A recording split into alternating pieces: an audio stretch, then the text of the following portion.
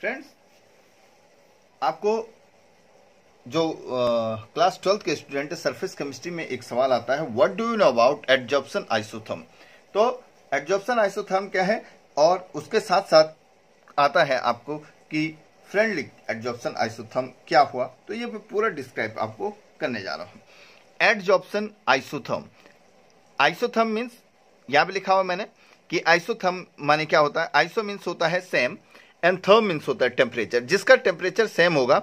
और एडजॉर्प्शन किसे कहते हैं? एडजॉर्प्शन माने कोई भी सॉलिड सरफेस, ठीक है, कोई भी क्या हो जाता है, कोई भी अगर आप क्या दिखाई देगा, कोई भी अगर सॉलिड सरफेस होगा, ये आपको क्या दिखाई दे रहा है, कोई भी सॉलिड सरफेस होगा, और इस पे क्या हो जाएगा, अगर किसी भी ये गैस और लिक्विड के पार्टिकल्स क्या हो जाते हैं, एडजॉर्ब होते हैं, तो उसे क्या कहते हैं, एडजॉर्प्शन कहते हैं।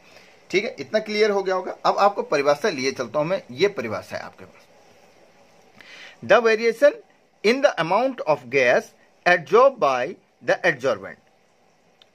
ठीक है, एडजॉर्ब किसके द्वारा? एब्जॉर्बेंट के द्वारा।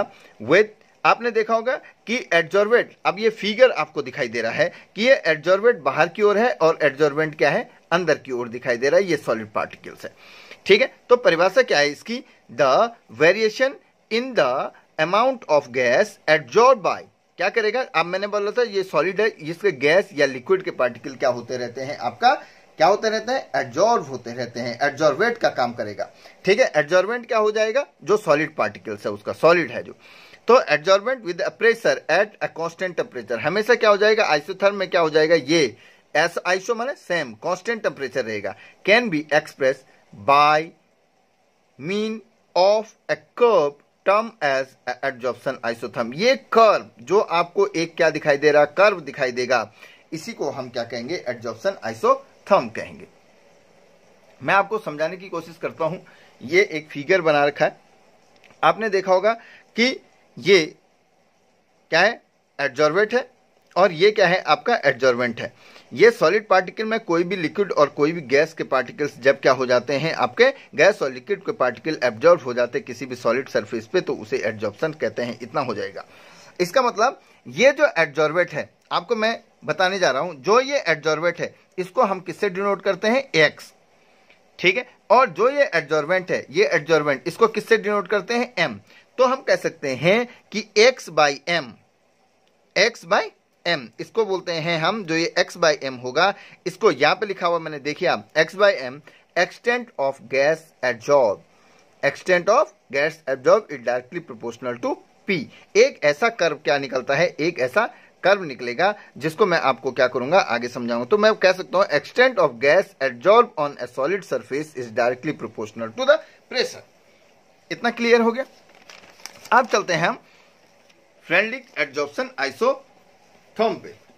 ये दिखाई दे रहा है आपको, ये है आपका फ्रेंडली एडजॉर्प्शन आइसोथर्म। ये आपके पास आता है कि फ्रेंडली एडजॉर्प्शन आइसोथर्म क्या है, इसकी इक्वेशन दीजिए। तो मैं यहां पे समझाने की कोशिश करूंगा। सपोज भाई ये एडजॉर्बेंट है, इसको हमने एक्स से डिनोट कर दिया, और ये एडजॉर्बेंट जो इसके अंदर की ओर जा रखा है, अधिशोषण है, ये एडजॉर्प्शन है। ठीक है, एडजॉर्बेंट है तो ये m है, तो x by m is directly proportional to p, या x बाई एम अगर हम इसको हटाएंगे, इस डायरेक्टली प्रोपोर्शनल को चिन्ह को हटाएंगे, तो यहां पे क्या आ जाएगा, x by m equal to क्या हो जाएगा, k एक कांस्टेंट आ गया, तो p ये p है, और k 1 बाई n, तो ये हो जाएगा x by m equal to k p की power 1 by n, x by m, where x by m क्या है, यहाँ एक्सटेंट ऑफ एडजॉर्प्शन है। इतना क्लियर हो गया आपको। तो हम क्या कहते हैं कि फ्रेंडली एक क्या करेगा, रिलेशनशिप शो आउट करेगा उसके x बाई एम और उसके प्रेशर के बीच। तो मैंने लिख दिया यहाँ पे, वो भी आपको सब चीज क्लियर करके चल रहा हूं मैं कि क्या क्या चीजें आपको दे रखी हैं। तो friendly gives a relation between x by m and pressure at a constant temperature। मैंने बोला था आइसोथर्म, आइसोथर्म जो शब्द है at a constant therm temperature। ठीक है, पहला तो x by m और p के बीच, माने एक्सटेंट ऑफ एडजॉर्प्शन और p प्रेशर के बीच उसने एक क्या दिया, रिलेशन शो करा, जिसको उसने क्या कहा, आपका फ्रेंडली एडजॉर्प्शन आइसोथर्म का। अब क्या आगे चलते हैं हम, एक क्या कर देते हैं, पूरी चीज शो करने की कोशिश करते हैं।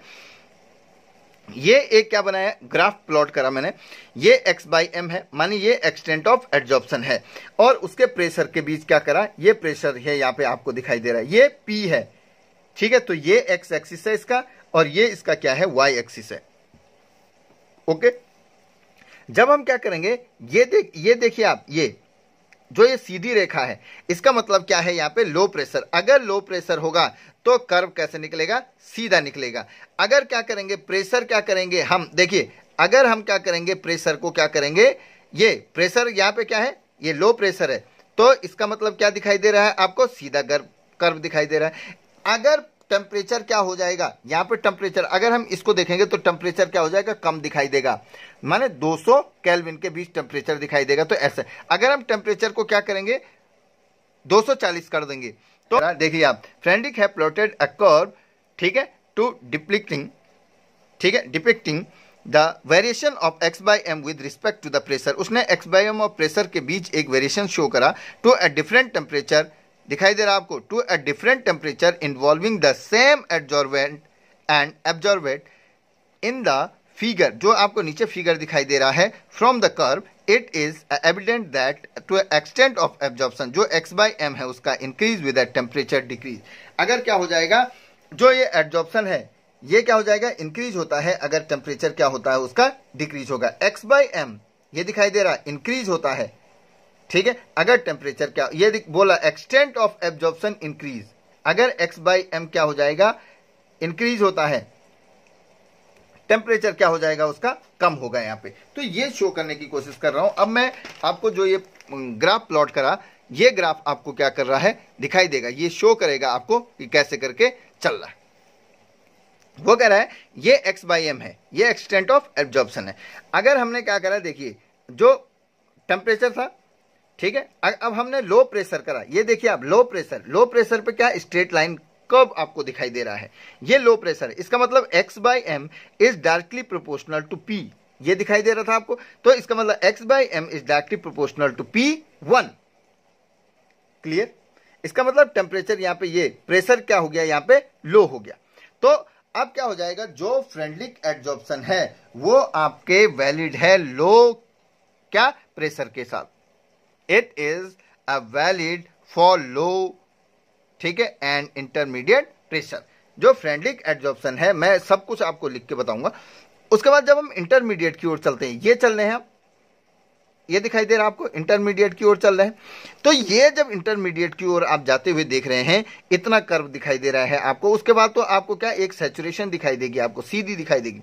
तो जो ये यहां पे तक आप देख रहे हैं, तो इसका मतलब x/m is directly proportional to P की पावर 1/n, ये जो दिखाई दे रहा था आपको ऊपर, ठीक है, जैसे आपको दिखाई दे रहा था Kp की पावर 1/n दिखाई दे रहा था। तो ये हो गया।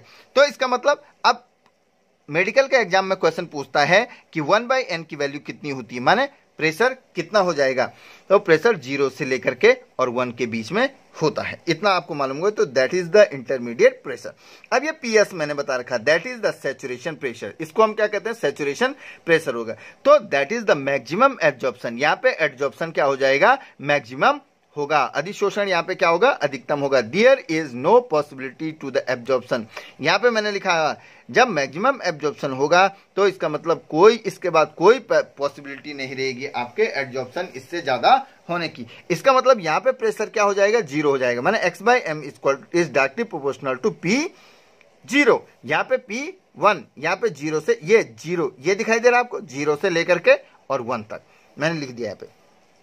तो ये x/m जो है एक्सटेंट ऑफ एब्जॉर्प्शन है, दिखाई दे रहा है, एक्सटेंट ऑफ एब्जॉर्प्शन। इसका मतलब जो ये PS है, PS माने सैचुरेशन प्रेशर है इसका, तो जो इसका सैचुरेशन प्रेशर है ये मैंने लिख दिया। PS के बाद प्रेशर पर देखिए आप, जो PS है, ठीक है, इसके बाद प्रेशर पर कोई भी निर्भर नहीं करेगा, माने P0, ठीक। इसका मतलब ये इसका हाई प्रेशर है, ये इसका क्या है, हाई प्रेशर है।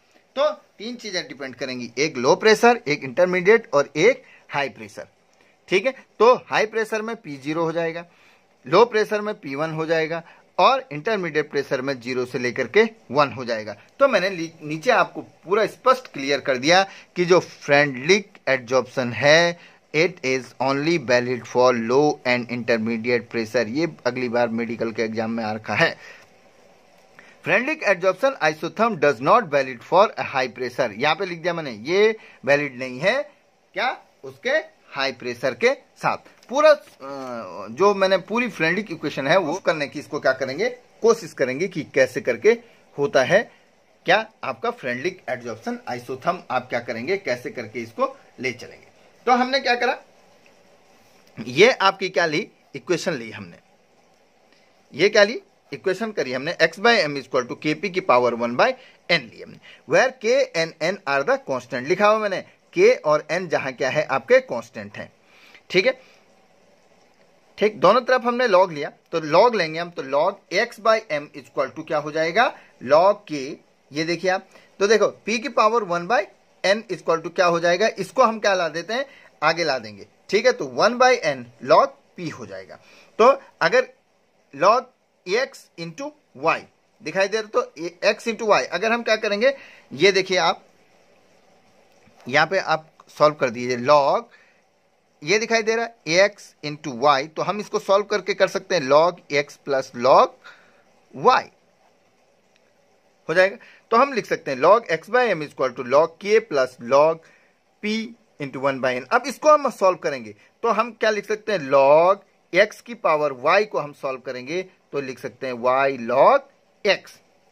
ओके, तो यही आप प्रश्न उठता है, क्या हो जाएगा, log x by m equal to log k, ये हो गया, इसको आगे लाएंगे 1 बाय एन लॉग p। अब ये देख लिया आज, लॉग x बाय एम, ये x बाय एम दिखाई दे रहा है, ये y एक्सिस है आपका, दिखाई दे रहा होगा आपको, ये देखिए आप दिखाई दे रहा है, x बाई एम दिखाई दे रहा है, ये x बाई एम है, तो ये y एक्सिस पे है, तो यहां लिख दिया हमने y एक्सिस।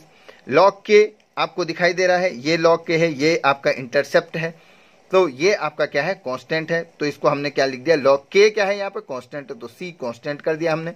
ये p, ये स्ट्रेट लाइन दिखाई दे रही है आपको, तो ये क्या है आपका दिखाई दे रहा है आपको, ये p है, तो यहाँ पे हमने क्या कर दिया आपका x कर दिया, क्योंकि ये x एक्सिस पे है, तो इसको हमने x कर दिया। अब जो ये 1 बाई एन है, तो ये क्या हो जाएगा, m हो जाएगा। इतना क्लियर हो गया आपको। तो ये हमको क्या मिलेगी आपकी, अब ये क्या हो गया, y equal to m x plus c, एक इक्वेशन है y equal to m x plus c. If y equal to m x plus c, तो ये ग्राफ कैसा होगा, स्ट्रेट लाइन ग्राफ होगा। ठीक है, अब जब ये स्ट्रेट, ये दिखाई दे रहा है आपको, जब ये स्ट्रेट लाइन क्या हो जाएगा, ग्राफ होगा, लेकिन m जो ये दिखाई दे रहा है, ये थीटा दिखाई दे रहा है, ये m दिखाई दे रहा है आपको, तो ये थीटा है, तो ये टेन थीटा, ठीक है, और ये क्या है, एक स्लोप है, क्या है ये, स्लोप। ठीक है, तो ये स्लोप इक्वल टू क्या हो जाएगा, tan theta equal to 1 by n. ये मेडिकल में आ रखा है कि टेन थीटा की वैल्यू कितनी होगी, तो टेन थीटा की वैल्यू 1 बाई एन होगी यहाँ पे, ये लॉग x बाई एम हो जाएगा, और ये इंटरसेप्ट है, इंटरसेप्ट माने अंतरखंड।